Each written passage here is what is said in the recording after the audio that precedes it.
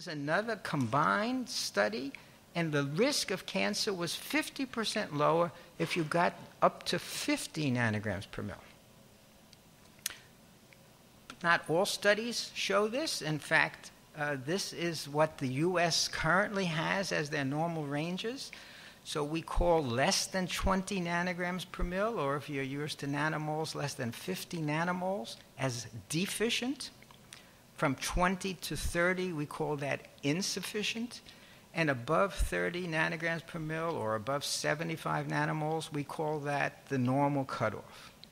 Now, I have to tell you that the Institute of Medicine, just guidelines that I mentioned already, they think that perhaps 20 nanograms per mil is enough. So what is going to be the true cutoff? We'll have to have more studies to solve that problem. But this is, I just made this slide the other night in my room here in the hotel when I found on the web this data. So this is what the Institute of Medicine just 2 days ago, I think, or maybe it's 4 days ago by now. I lost a day coming here. So they have this data where they are saying, if you look at this slide, that when you get to be 70 years old or older, you need 800.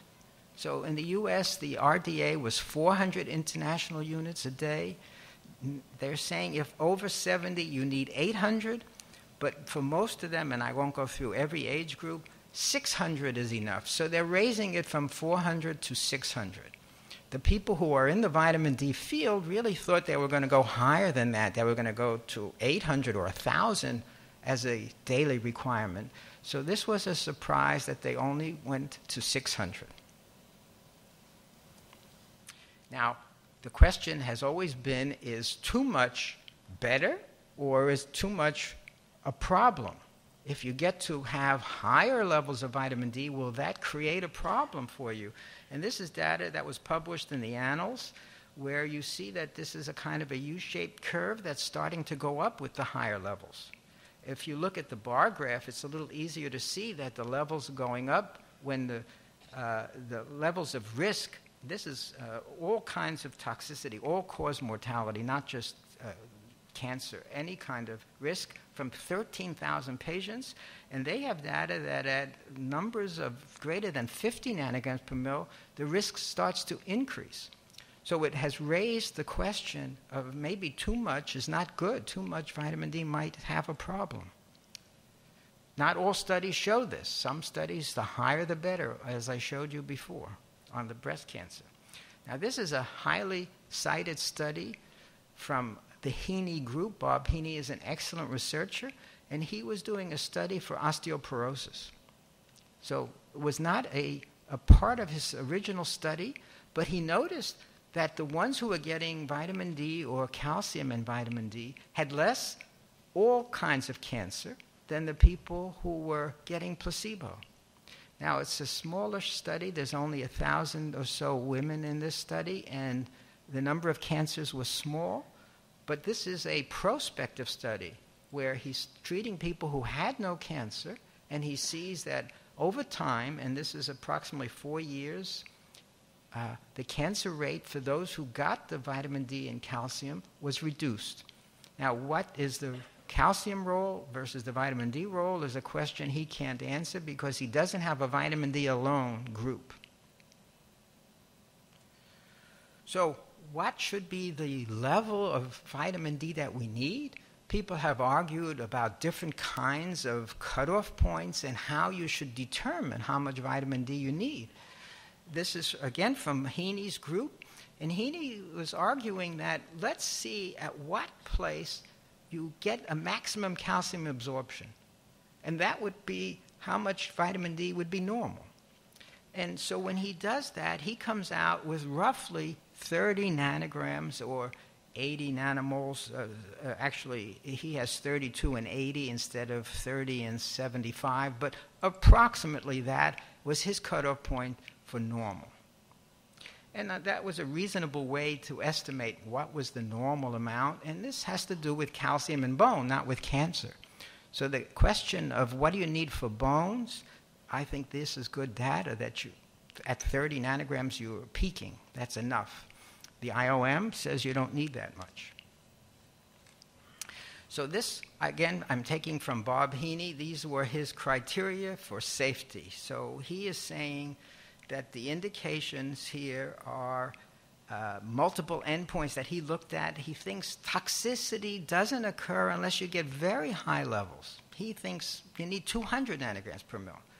Now, that's pushing it. I would not want anybody even over 100 nanograms per mil. But the IOM is saying, be careful, don't go up to even 50 nanograms per mil from the new IOM guidelines.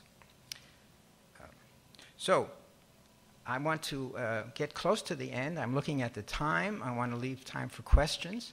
But I have to tell you about this trial, the VITAL trial. This is a new trial which will be a prospective study. It's being funded by the NIH.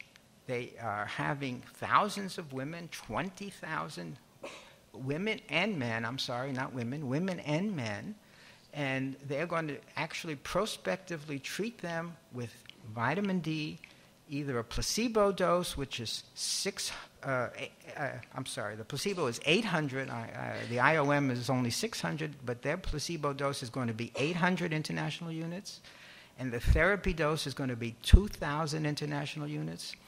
And the study is not just vitamin D. It has these omega-3 fatty acids mixed in. So there's going to be one arm of the study which will have omega-3 fatty acids and one arm which will have vitamin D plus the omega-3 fatty acids. What's important is this is a blinded, placebo-controlled trial, many, many patients over 5 to 6 years, looking at all sorts of mortality, hypertension, heart disease, cancer. So this, we hope, is going to have the answer to the question, was vitamin D going to be useful and protective? The problem is, at least in my mind, is that the placebo is 800 IU and the therapy is 2,000 IU. There's not a great deal of difference there. I mean, there is difference, but it's not a huge difference. And I'm hopeful that they will find something, but I'm nervous that the dose is not so high compared to the placebo, especially since, at least in the United States, many foods are supplemented. Milk and cereal and orange juice and all sorts of things are getting vitamin D put into it so that the placebo group starts to approximate the therapy group, and that, I think, is a potential problem. So I'm going to close at this point, leaving at least a few minutes, and I hope some of you will have some questions. This is supposed to be a Meet the Professor group, so thanks for your attention, and please, if there are questions, I'm happy to try to answer them. I see one person coming. Yeah, I have two questions. Is there any problem with the assay of 25-hydroxyvitamin D? Is there any lab-to-lab variation?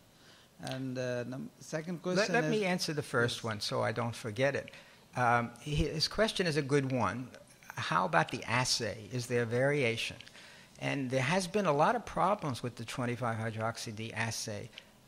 And it was a problem because the antibodies that some companies produced did not very well measure the vitamin D2. And there's some people are being supplemented with vitamin D2. So that antibody has now been identified and nobody uses it anymore. And most of the antibody assays are pretty good, but there is a lot of variability. What's new is that they are now using mass spectrometry to measure. The assay is much, much better. So And now standards are being made, at least in the United States. All the laboratories that are measuring this are getting standards to check their assay. So assays are improving, and I don't think there's a problem in the U.S. anymore. I cannot speak to this country or Asian countries at all about assays. But it's a good question. It was a problem. So if you want to have a good assay, you should ask for a mass spec is now the way to go. MS, tandem mass spec they actually use, and they can measure how much is D2 and how much is D3. I don't think we need to worry about that, but then they give you the total, and it's a very good assay. So mass spec is the best way. Okay. In a couple of patients, they had measured the known vitamin D deficient. They had measured 125 as well, and that Yes. turned out to be normal. So, is there any explanation for that? Again, a very good question. So I didn't really go into it too much, but I did tell you that the 25-hydroxy-D is what is routinely used, and in most situations you don't need to measure the 125-D. And part of the problem has to do with that paracrine action that I was telling you about. So 25-D correlates with risk and with all of the other issues that were under discussion, and 125-D doesn't correlate nearly as well. So for most of these kind of assessments, we just use the 25-D and we don't need to measure the 125-D. Now, I happen to study vitamin D-resistant rickets, which the chair and I were discussing before, and in that case, we always measure the 125-D as well. But for most routine studies, the assessment of the patient's status is best done by just the 25-hydroxy-D. But do you expect 125 to be normal in a truly vitamin D deficient patient? Well, what happens is that the vitamin D deficient patient gets a little hypocalcemic. You may not even detect it. This will stimulate the PTH, and the PTH will increase the 1-hydroxylase in the kidney and raise the 125-D. So it is not until a patient is very deficient that the 125-D falls. The body compensates for slight diminutions in the 25-D by raising the 1-hydroxylase. So, for example, the people with dark skins who the sunlight doesn't penetrate to make a lot of 25-hydroxy-D, they tend to have low 25-Ds, but normal 125-D because the 1-hydroxylase has been raised. So it's another example of why the 25-hydroxy-D really tells you the status of the patient. And I would suggest that's what you measure unless it's on research purpose or you think there might be resistance to the hormone or something like that. And you don't need the 125-D for most things. Thank you. Thank you for your questions. Any other questions?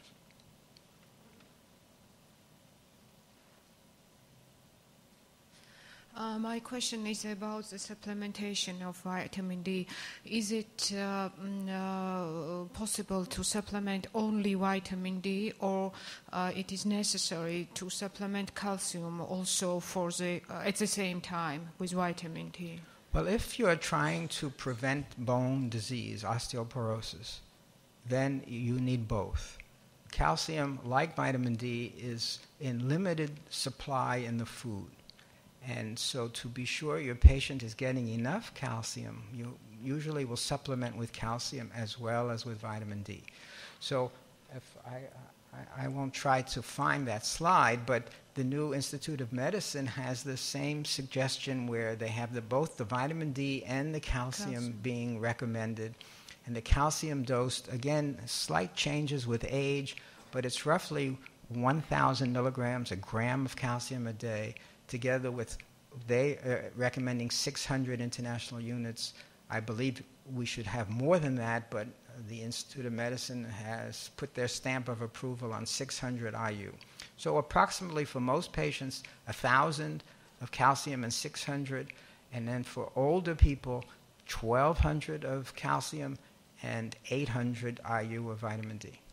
Thank you. And another question is if you supplement vitamin D for a long time, what is the risk of developing of toxicity? Is there any risk of Well, that's the question.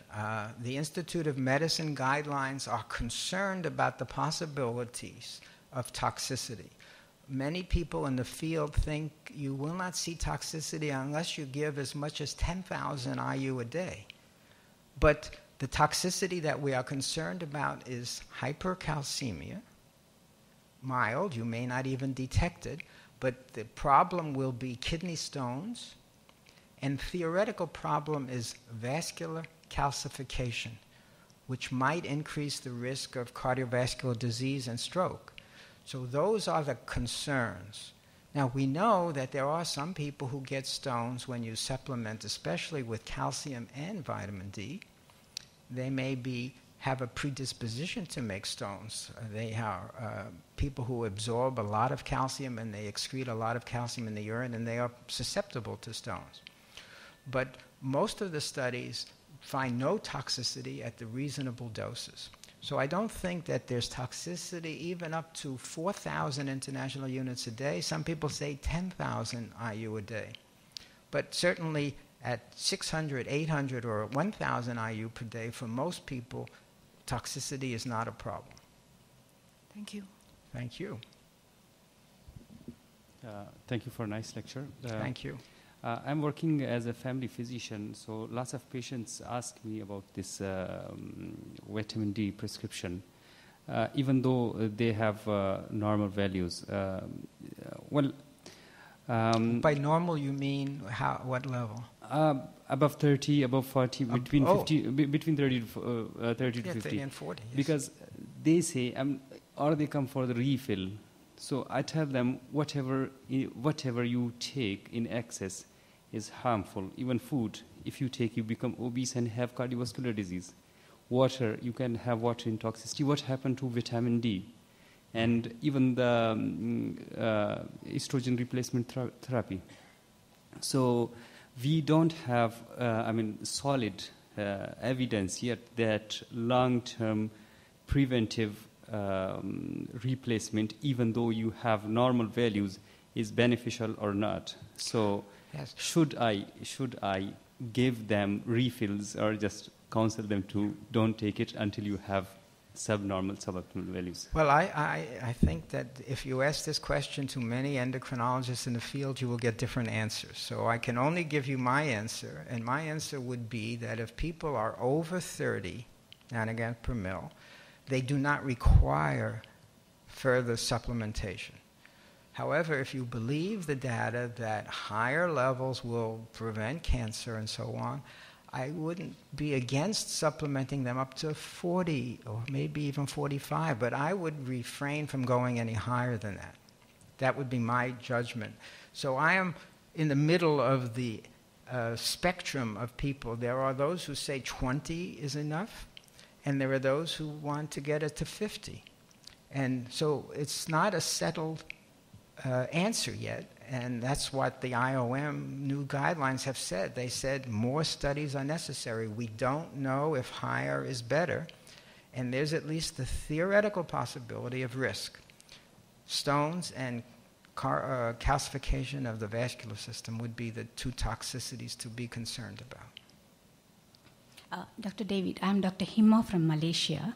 Even though we are near to the equator, we still have vitamin D deficiencies here.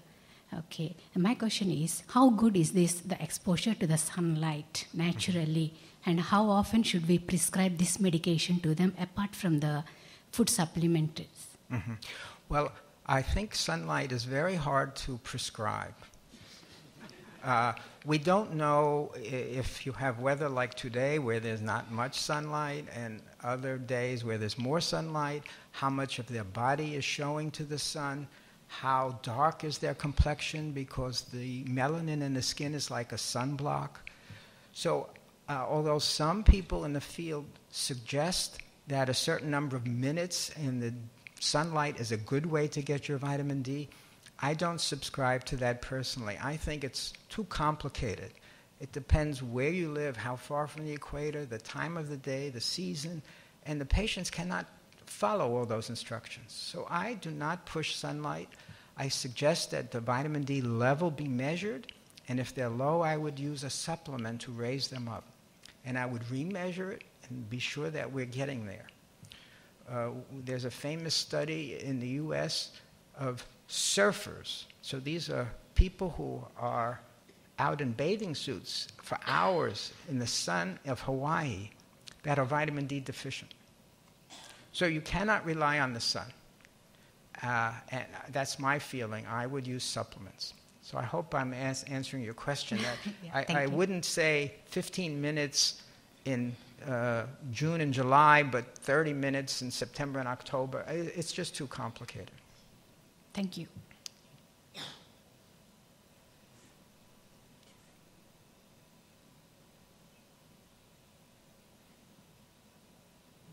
My name is Saeed Khadir. I work as consultant endocrinologist in Saudi Arabia. Just a practical question. How do you approach a patient with really severe vitamin D deficiency? Are we still giving 50,000 units per week, and for how long, etc.? Yeah. The other things, we are facing a lot of problems who have polyarthralgia, myalgia, muscle pain, etc. And we found that vitamin D insufficiency, so between 20 to 30 nanogram. And when we give them even a small dose of vitamin D, they feel better. Are really in the right direction, or just a placebo? No, I believe that they do feel better. I believe that certainly the vitamin D really deficient people do have many symptoms, including muscle pain. And it's clear that there are vitamin D receptors in muscle, and that muscle is a problem when the vitamin D levels are low. In the U.S., we have as a prescription this pill that's 50,000 units, international units of vitamin D2. That happens to be what we have. And typically, we prescribe 50,000 once a week. We're very careful because occasionally toxicity has happened when the patient thinks it's once a day. So 50,000 once a day can give you toxicity. Yeah. So we often give them 12 pills so they can take 3 months roughly of 50,000, and then we have them come back and we measure their 25-hydroxy-D. Usually that has supplemented them sufficiently so they're not deficient. And then we reduce the dose depending on whether you believe the IOM guidelines, you'll go to 600. Or if you're like myself and you think vitamin D is useful, you might use 1,000 or even 2,000 IU a day as a supplement. So for how long? I mean, we give 50,000 per week for Yes. 4 weeks, then 50,000 a month Well, I for think 6 the months. 50,000, typically you need maybe 2 or 3 months, so approximately 12 doses once a week. And usually that is sufficient, but we check, and occasionally it's not sufficient. I don't know if they were not taking the pill or there's some problem with malabsorption. So that's why I always check my patient to see that they have gotten to normal. But most patients, if they take that pill, after 3 months approximately, they will all have supplemented up to a normal range. What about the injections? I mean, we have 600,000. This is their... Yeah. Well, I have no experience with that pill, but I know I just reviewed a paper which will be coming out in the JCEM. There's a medicine that came from the Dominican Republic that had 600,000 IU, and it's oral. People were taking this every day, and this group from Columbia University has documented 9 cases of toxicity of hypercalcemia. So you definitely can get hypercalcemia with high oral doses. Thank you.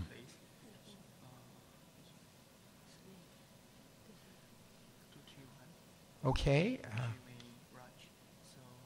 The chair is occupied. One more question. Sorry, Matthew from Singapore. Can I ask from a compliance point of view, if a person is willing to take, say, 50,000 units per month versus taking 1,000 or 2,000 units per day, do you have any issue with that? No, I think I would not give a whole year in one dose. That has been tried and created toxicity. But I think once a week is certainly adequate if you're